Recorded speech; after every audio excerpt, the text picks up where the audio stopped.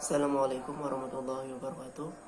Berjumpa lagi dengan saya Muhammad Zahidi, yang mana hari ini saya akan mengajak teman-teman bahwa belajar berbahasa Indonesia, sedikit belajar berbahasa Indonesia secara baik dan benar.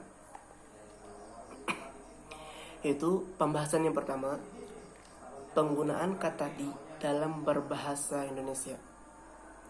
Penggunaan kata di dalam berbahasa Indonesia secara lisan maupun tulisan dengan baik dan benar. Penggunaan kata di seringkali di sekitar kita masih banyak yang menggunakan bahasa Indonesia ada kesalahan. Apakah bisa dipisah ataupun digabung? Untuk penggunaan kata di itu ada dua macam. Kata di bisa merupakan kata depan, atau kata di bisa merupakan kata imbuhan atau kata kerja pasif.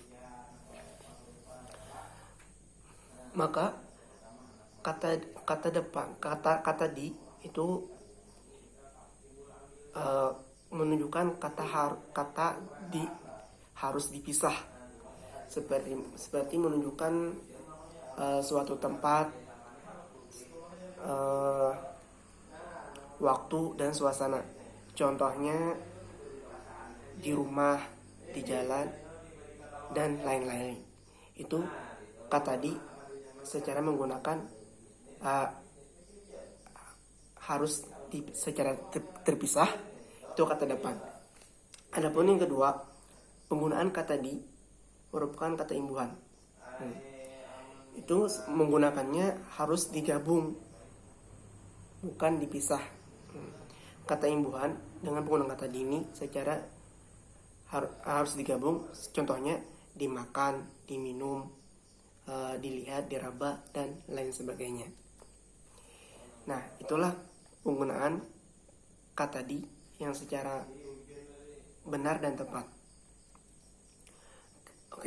Oke, baiklah, selanjutnya kita membahas yang kedua, yaitu pembinaan dan pengembangan bahasa Indonesia.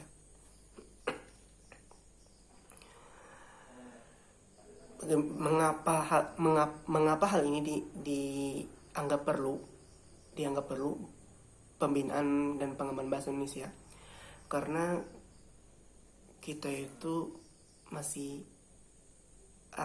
rasa-rasa raga masih kurang mampu dalam berbahasa Indonesia, dan rasa ada yang tidak percaya diri maupun rasa malu. Jadi saya di sini wajib dan menunjukkan bahwa ada pembinaan dan pengembangan bahasa Indonesia. Yaitu poin pertama, itu harus diri kita sendiri yang harus bisa berbahasa Indonesia, baru di sekeliling kita. Itu tidak dapat dipungkiri bahwasanya warga Indonesia belum mampu memahami dan menggunakan bahasa Indonesia dengan baik dan benar. Jadi kalau mau warga Indonesia yang berbahasa Indonesia secara baik dan benar, itu harus dimulai dari diri kita sendiri, baru kita mempelajari untuk orang lain. Adapun poin kedua, masih merasa warga Indonesia itu merasa malu dan gengsi menggunakan bahasa Indonesia. Bahkan mereka itu bangga dengan menggunakan bahasa asing. Sebenarnya di sini kita tidak boleh rasa malu menggunakan belajar berbahasa Indonesia ataupun menggunakan bahasa Indonesia, karena itu adalah bahasa kita. Dan juga kita itu tidak dan kita berbahasa asing itu diboleh-bolehkan saja, tapi kita tidak boleh melupakan bahasa kita, itu bahasa Indonesia. Sebagaimana diungkapkan oleh Balai Bahasa, utamakanlah bahasa Indonesia, lestarikan bahasa daerah, dan kuasailah bahasa asing.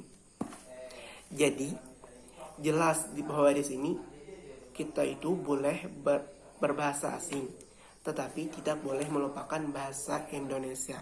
Jadi kita harus belajar bahasa Indonesia juga. Tidak perlu merasa malu ataupun gengsi.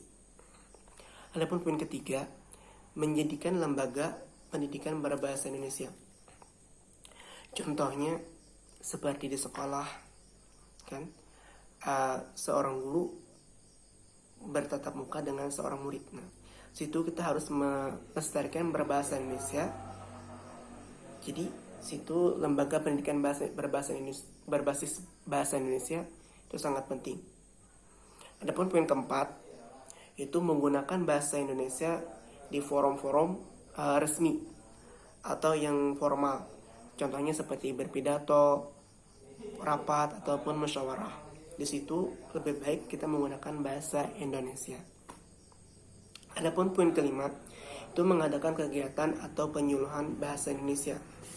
Seperti yang penyuluhan atau kegiatan itu seperti kita rapat atau yang seperti ini juga.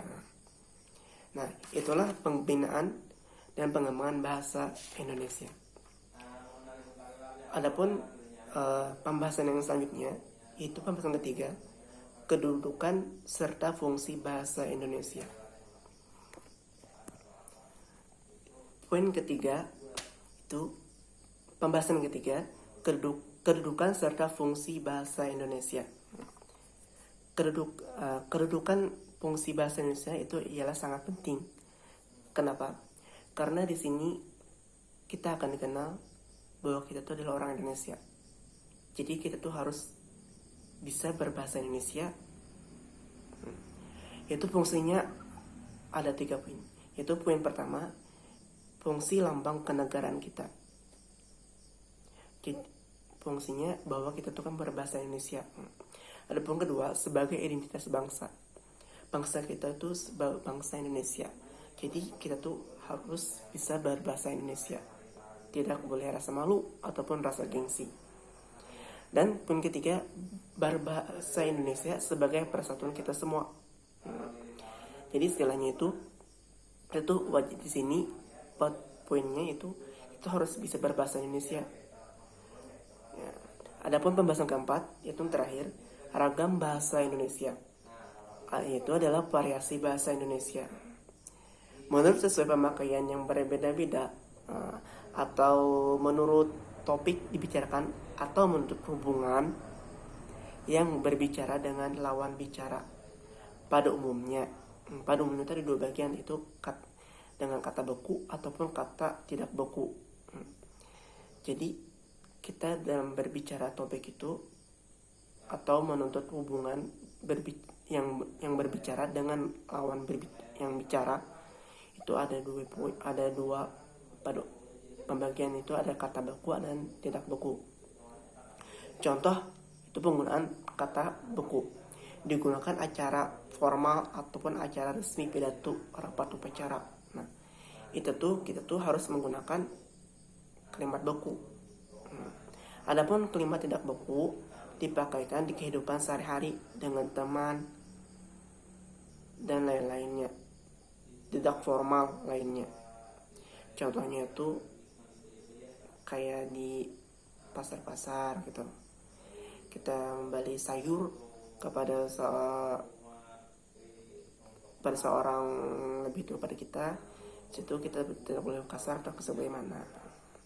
Dan bahasa Indonesia kalau ditinjau dari media atau sarana, itu ada 2 macam, itu ada secara lisan, adapun ada tulisan.